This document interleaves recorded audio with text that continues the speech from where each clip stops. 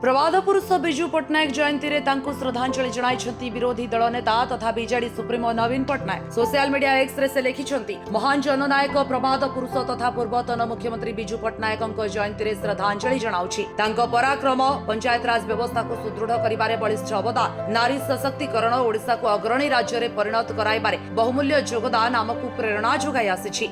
तांको प्रदर्शित मार्गरे ओडिया स्वाभिमान रक्षा सह लोकंक स्वार्थर सुरक्षा पाई आमे संकल्पबद्ध।